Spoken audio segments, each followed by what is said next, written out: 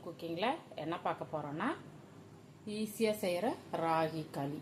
வாங்க எப்படி செய்கிறதுன்னு பார்க்கலாம்.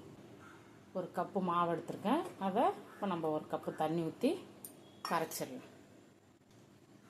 களி உடனே கரைச்சி உடனே செய்யறது. நம்ம மாவை கரைச்சாச்சு. இப்போ இதில் இன்னும் ஒரு கப்பு தண்ணி சேர்த்துக்கலாம். ஒரே ஒரு சிட்டி உப்பு சேர்த்துக்கலாம்.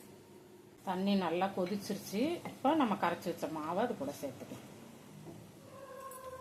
சேர்க்கல ஒரு துடுப்பு மாதிரி வச்சு கிண்டி விட்டுக்கிட்டே இருக்கணும். ஏன்னா கட்டி பிடிச்சிடும்.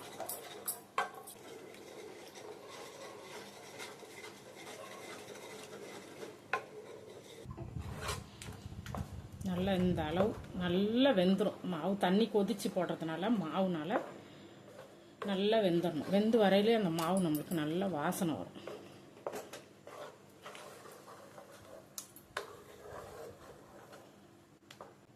நல்லா வெந்துருச்சு பாருங்க மாவு.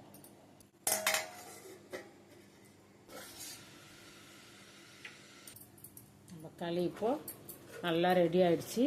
கரெக்டாக தண்ணி வச்சிட்டோம்னா கொஞ்சம் கூட பிடிக்காது. பாருங்க பாத்திரத்தில் கொஞ்சம் கூட நம்மளுக்கு பிடிக்காது களி.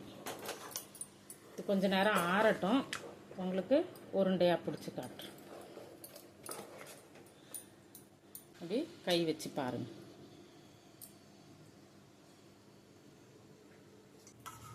இப்போ இதை எடுத்துக்கலாம் கொஞ்சமாக.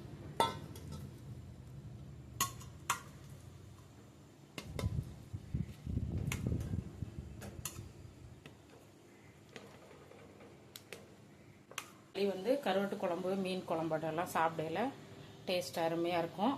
எங்கள் வீட்டில் இன்றைக்கி மீன் குழம்பு. அதோட காட்டுறேன். நீங்களும் உங்கள் வீட்டில் செஞ்சு சாப்பிட்டு பார்த்துட்டு எப்படி இருக்குங்கிறத கமெண்டில் சொல்லுங்கள். வீடியோ பிடிச்சிருந்தா லைக் பண்ணுங்கள். சேனலை சப்ஸ்கிரைப் பண்ணி சப்போர்ட் பண்ணுங்கள். நன்றி.